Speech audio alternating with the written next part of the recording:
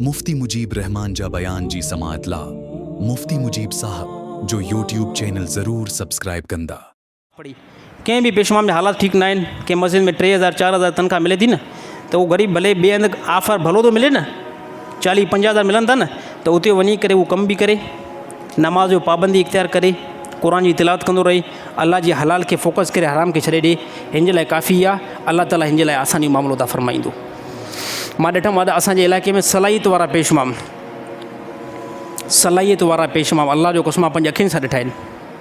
सलाहियत वारा पेशमाम उन्हनि खे अल्लाह ताला ठीकु ठाक किरायत ॾिनी, ठीकु ठाक अल्लाह ताला उन्हनि खे तजुर्बो ॾिनो। ग़रीब इमामत मां निकिरी करे वञी करे फैक्ट्रियुनि में ॿार बीठा, पुछा गुज़ार छाजे खां, जैसे कदुर ई न आहे। हिकु ॾियनि 8000 रुपया, हिकु ॾियनि 5000 रुपया, ॿिए नंबर ते हर हिकु जमायती ॿुधणी पवे। पोइ उन खां सोचियोसीं यार वञी करे फैक्ट्री में ॿार कमु कंदासीं, अल्लाह जे फ़र्ज़ खे त असां अदा कंदासीं, नमाज़ पंहिंजी पढ़ंदासीं, वञी करे फैक्ट्री में कम से कम 40-50 हज़ार मिलंदा, घर जो माहौल बि बहितर हलंदो, अल्लाह ताला आसानी मामिलो था फरमाईंदो। अलाए केतिरा सलाहियत वारा पेशमाम निकिरी करे ॿार फैक्ट्रियुनि में बीठा, ॿार मुल्क लिया विया।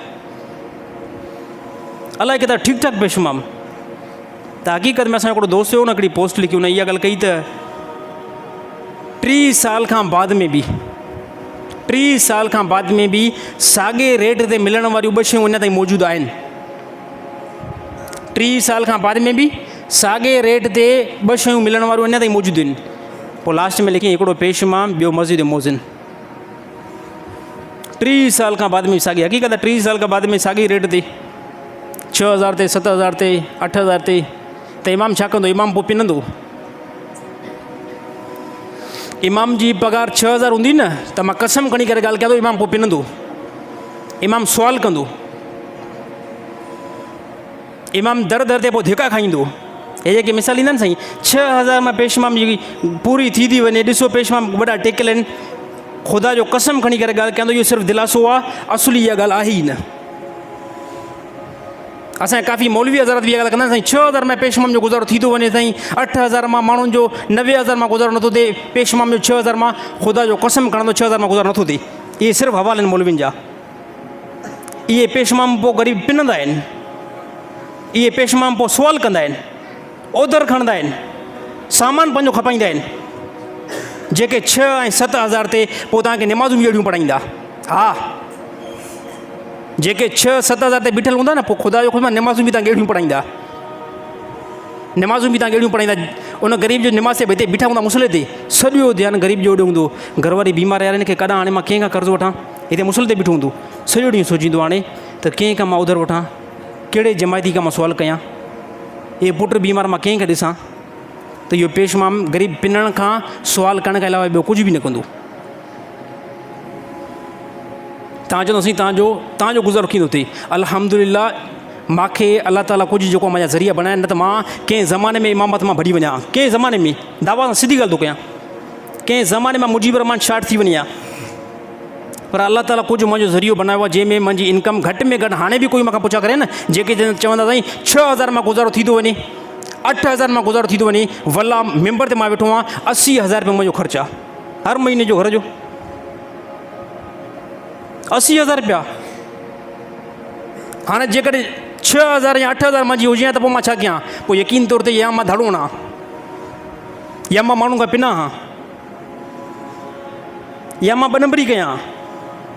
त असांजे हिन ज़माने में 1 नंबर ते जेके मस्जिदूं ठाराइनि था, 1 नंबर ते उन्हनि खे मां जेको गुज़ारिश कयां थो, ऐं 2 नंबर ते जेके मस्जिदनि खे संभालिनि था, मस्जिदुनि ते 2 करोड़ जो ख़र्चु आहे, पेशमाम जी तनख़्वाह 8000 रुपया।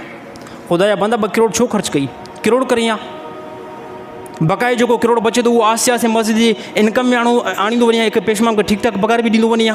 इन ते कंहिं क़िस्म जो कोई बि कंप्रोमाइज़र न आहे, कोई बि टेंशन न आहे। पेशमाम चे पाण ई धिका थावा खाई करे सिधो हलंदो हलंदो हलंदो टाइम पास करे वेंदो, कोई मसइलो न आहे।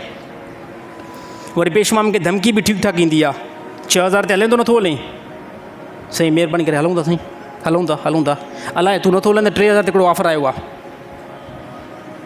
वल्ला मां कसम खणंदो शिदा कोॾी ॻाल्हि आहे यार, 6000 ते हले थो नथो हले, हा साईं हलंदो, पेशमाम नेट काॾे वेंदो ग़रीब खे, ॿी का तालीम बि न आहे, डिग्री बि न आहे, हुनर बि न आहे, हलंदो, न त 3000 जो ऑफर आयो थी, उनखे मां बीहारींदुमि। पोइ हे ॿाहूं बि ॿुधंदो, ठीकु आहे साईं मूंखे रखो, पेश इमामनि खे मज़बूत कयो, हर हिकु इलाइक़े जे अंदरि बहितर उनखे पघार ॾियो, तव्हांजूं नमाज़ूं ठीकु थींदियूं, तव्हांजूं नमाज़ूं जेको आहे दुरुस्त थींदियूं। ज़ालिम जेको आहे मुस्लमान कोई बि न थिए। अलाह ताला कुझु तव्हांखे जेको इख़्तियार ॾिना आहिनि, कुझु जेको इख़्तियार अलाह ताला इमाम खे ॾिना आहिनि, त हर इलाइक़नि में इमामनि जो जेको आहे ख़्यालु कयो, नथो कयो वञे। चङा भला दीनदार नथा कनि, मौलवी नथा कनि, मुफ़्ती नथा कनि, कंहिंजा ॾो रोअण।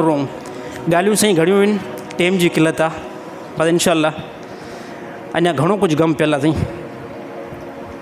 दिलि जे अंदरि घणो कुझु ग़म पियल आहे, घणो कुझु चवणो आहे। माण्हुनि जा एतिराज़, माण्हुनि जूं ॻाल्हियूं ॿुधणियूं, यानी इन शयुनि खे जॾहिं ॾिसंदा आहियूं न, बसि हिकिड़ो दीन आहे त उनखे जेको आहे माण्हू खणी करे हले थो।